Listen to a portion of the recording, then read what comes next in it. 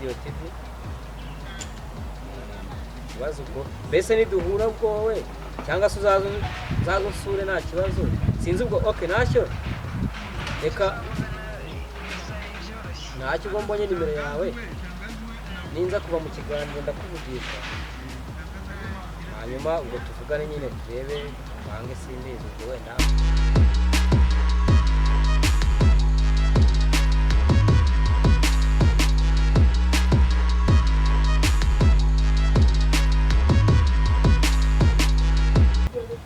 turabasubiza tubavandimwe mudukunda mukurikiye Focus Studio TV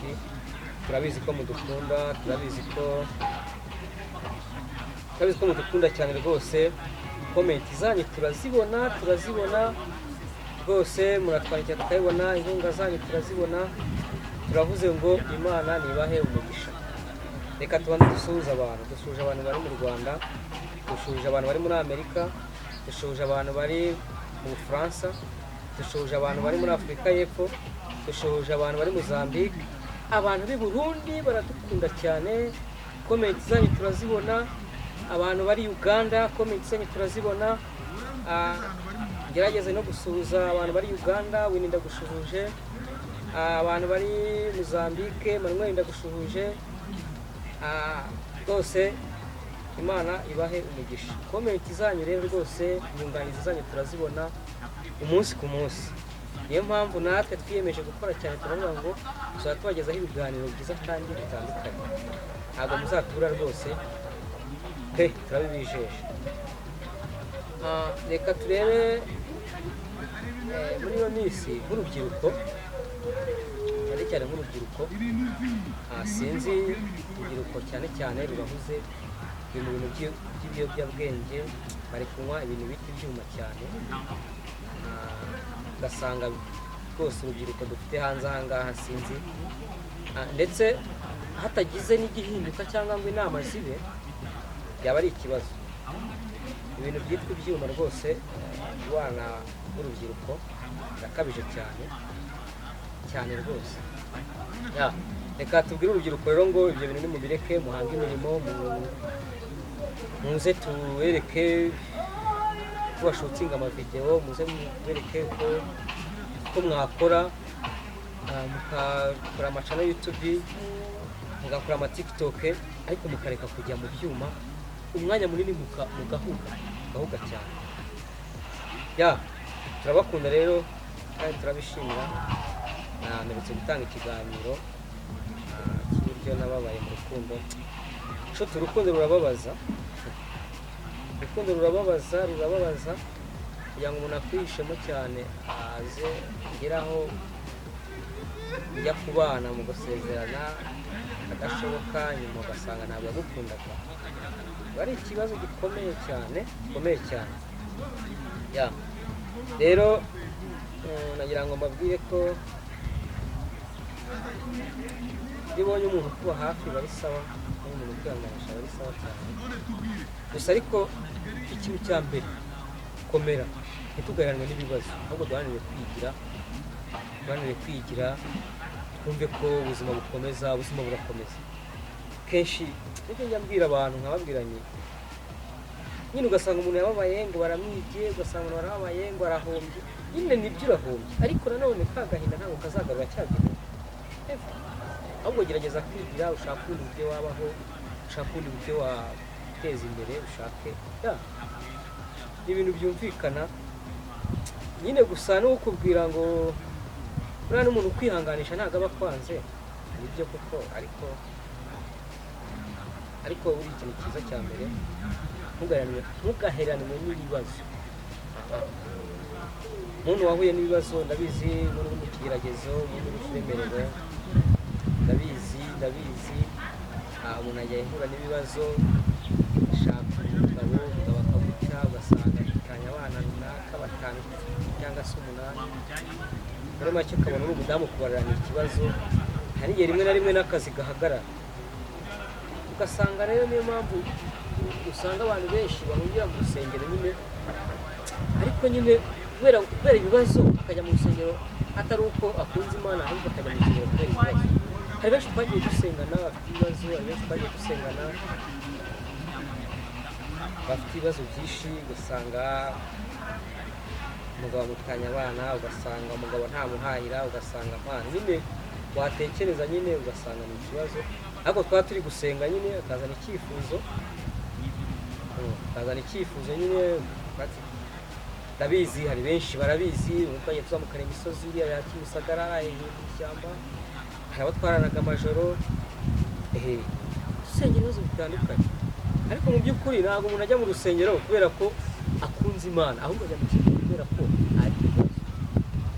Niyo mpamvu kenshi na kenshi rero wa mugani no mu rusengero usanga ahubwo n'ibyo ufite cyangwa se n'utwo ufite bakubwira ngo duture, ugasanga nyine ni ikibazo kinakomeye. Urumva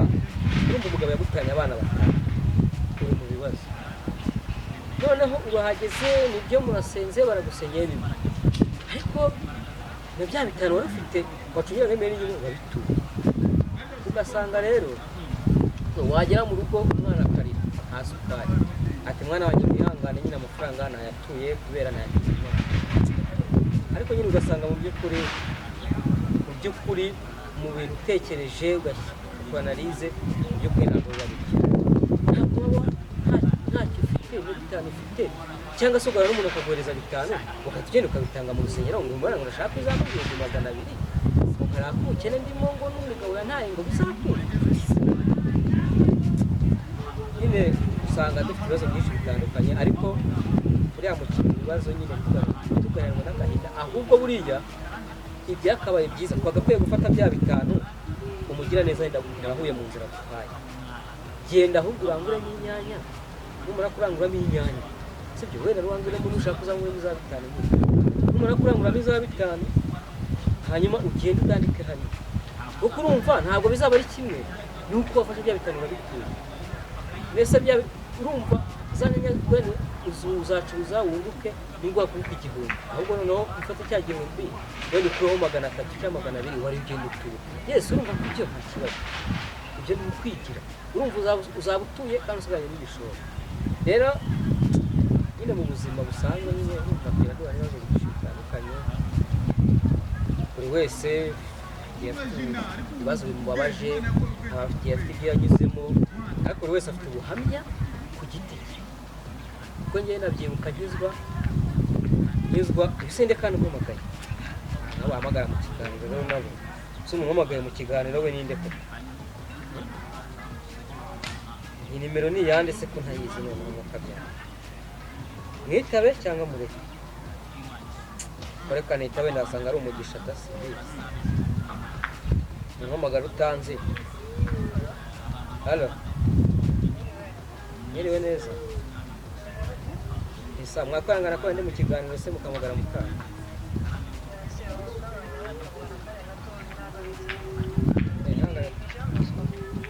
ni jabos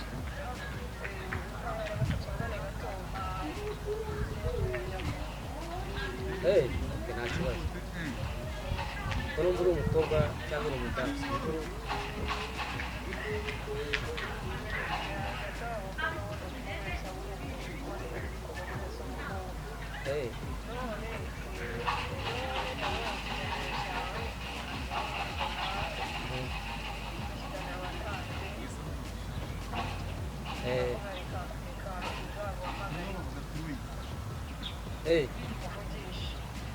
cyaragufashije se cyangwa ubonye kimeze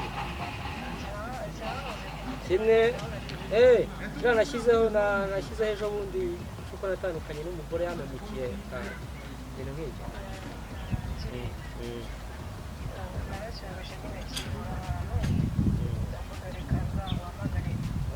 Byiza cyane ukamba hafi hafi utanzira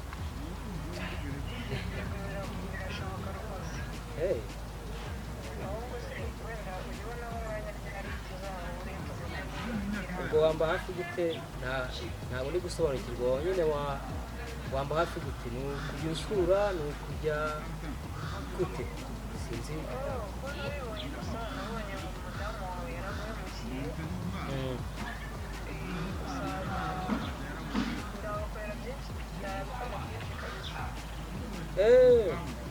ubwo ni ukuvuga ngo bishatse kuvuga ngo ufasha wampa cyangwa se wumvise wampa wowe ni uko wajya umba hafi, ubwo ni ukuvuga ngo ni ukumva hafi ukanganiriza se ukankansoringa, mbese kubera ko wabonye ko nababaye cyangwa se nahamutse muri make.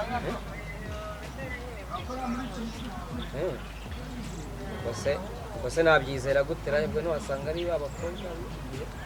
barabishakira amafaranga, nta mafaranga ngira, urumva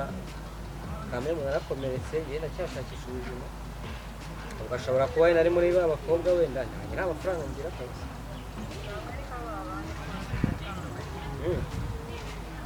uri muri babandi nyine numva bavuga ngo barakijije.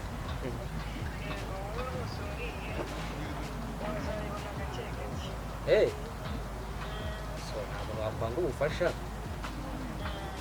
ubufasha, nyine urumva hari impamvu wenda wasanga ari umugisha w'Imana, nanjye ntabwo ndanakubonaho.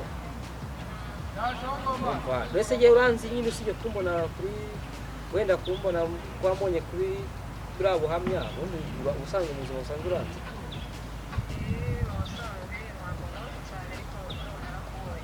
Ujya umbona? Wowe utuye he? Kigali cyangwa nawe utuye i Kigali? Nkagana he? Nko mu bice bya he?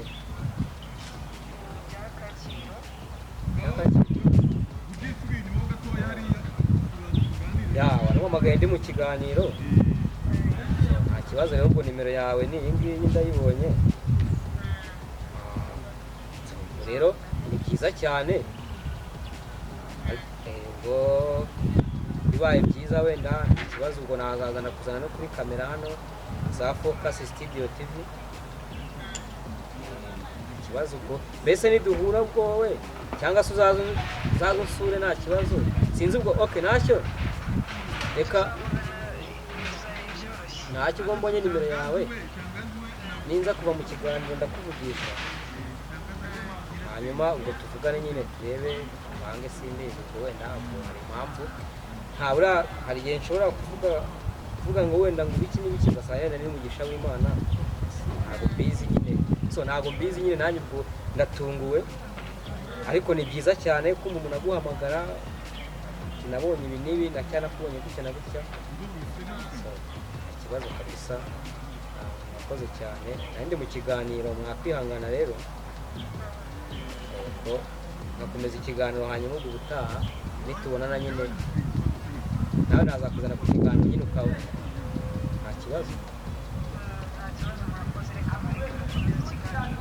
Sawa, murakoze cyane. Nshuti bavandimwe rero mudukurikiye, urumva ko ndi mu kiganiro, urumva ko telefone zanjye kumpamagara ntabwo nzi by'ukuri se, ariko ntabwo wasubizaho umugisha, ntabwo mbizi wenda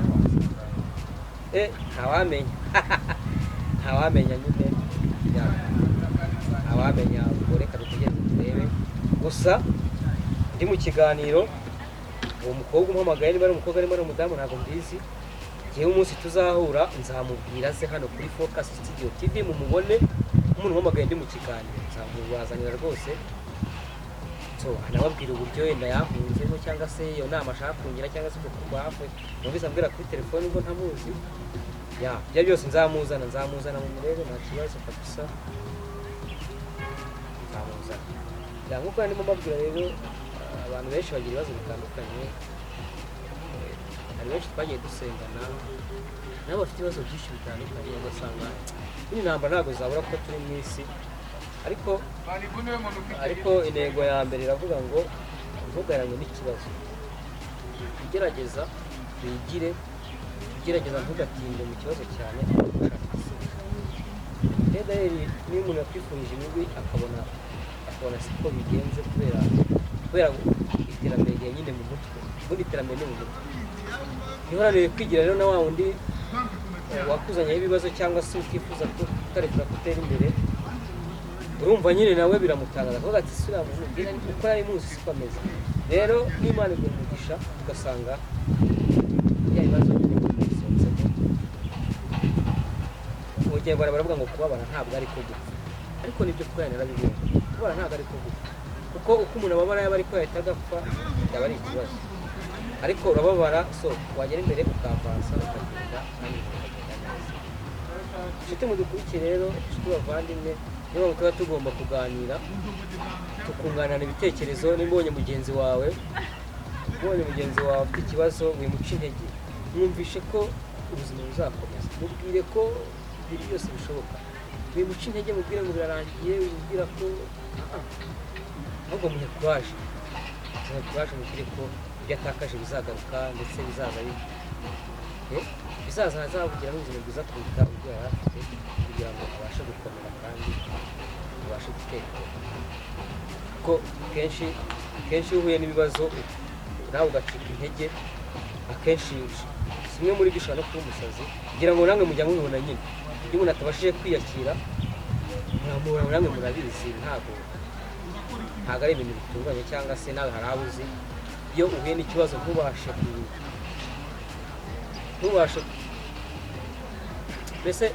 ntubashe kwiyakira, mu by'ukuri ntabwo bikorwa neza, namwe ngira ngo murabizi. Ariko iyo ugerageje kumva ko byose bishoboka, byose birakunda kandi bikaza. Niyo mpamvu rero tuba tugomba kugirana inama, tugafashanya. Ugize ikibazo, gusa inshuti ntabwo ari nyinshi wabwira ikibazo, ibyo ndabizi, inshuti ntabwo ari nyinshi. Hari inshuti ubwira ikibazo ahubwo ikaguteza ikindi, cyangwa se ikaguteza ibindi, ugasanga uhuye n'akaga, ugiye mu rugendo. Ntabwo inshuti zose ari nziza rero,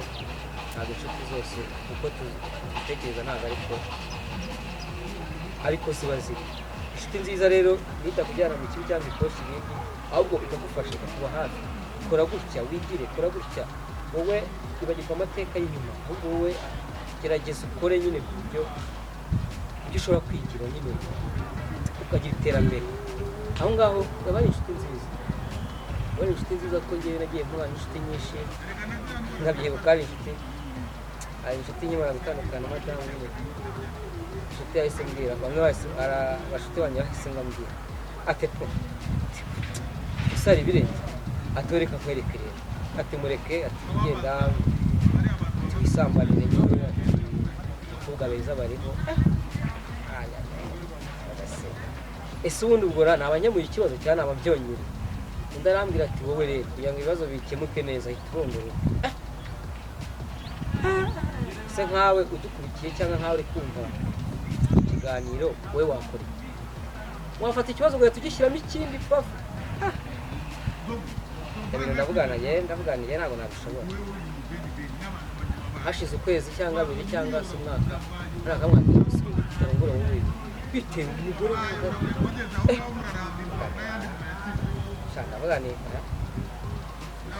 ntabwo nafata ikibazo ngewe nagize, nirangiza wenda mfite mfata ikindi ngishyiremo, ahubwo wenda nabanza nkana iterambere, igihugu bikazaza. Rero abantu benshi twagiye dusengana barabizi. Ndabyibuka ari umuntu twasenganaga, yari afite abana 5. Umugabo we yakoraga n'amafaranga, umugabo we bana yanjye agahinda gakomeye. Umugabo we yageraga mu rugo ngira ngo yakoraga 30 ku munsi cyangwa 40, ariko yageraga mu rugo amafaranga yayamaze. Ntabwo umugore ngo ati amafaranga yo guhaka mwana ntayo. Uwo mumama ndamuzi, twarasenganaga, papa kimama yacuruzaga agatanga neza, akaza yakoreye n'ibintu byinshi, ukabona nyine ko ni ibintu bibabaje, akaza agahaha akagira gute, kumva ni ikibazo.